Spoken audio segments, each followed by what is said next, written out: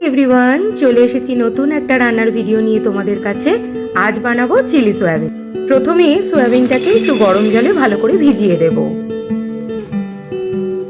এবারে একটা বড় পাত্রে নুন, কাশ্মীরি লঙ্কার গুঁড়ো, একটা গোটা লেবুর রস, আদা রসুনের পেস্ট, দুটো ডিম,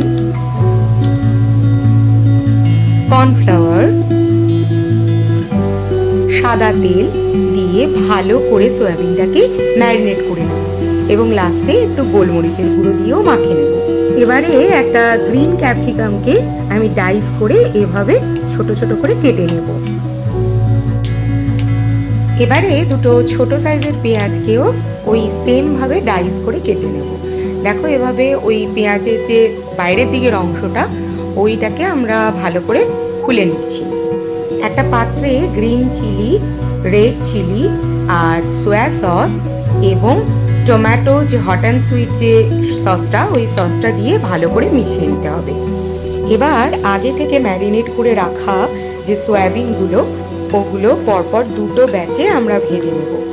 গ্যাসের ফ্লেমটাকে লো টু মিডিয়াম করে একটু ভালো করে লাল করে এগুলোকে ভেজে নিতে হবে। এবার সেকেন্ড ব্যাচেও ওই একইভাবে আমরা এই সয়াবিনগুলোকে ভেজে নেব। একটু লাল লাল করেই ভাজতে হবে, না হলে ভেতরে কাঁচা থেকে যেতে পারে।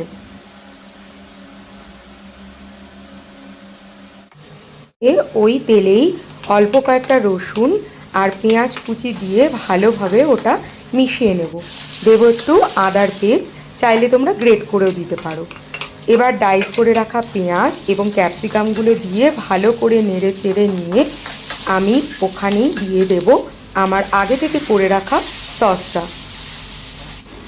সসটাকে ভালো করে মিশিয়ে নিয়ে ওর মধ্যে সয়াবিনগুলো দিয়ে আবারও ভালো করে মিশিয়ে নিতে হবে। এবার বাটিটা ধুয়ে একটু জল দিয়ে আবারও মিশিয়ে কর্নফ্লাওয়ার গুলে রেখেছিলাম সেটা দিয়ে দিলাম। নামানোর আগে একটু স্প্রিং অনিয়ন দিয়ে ভালো করে নেড়ে চেড়ে নামিয়ে দিলেই রেডি আমাদের চিলি সয়াবিন।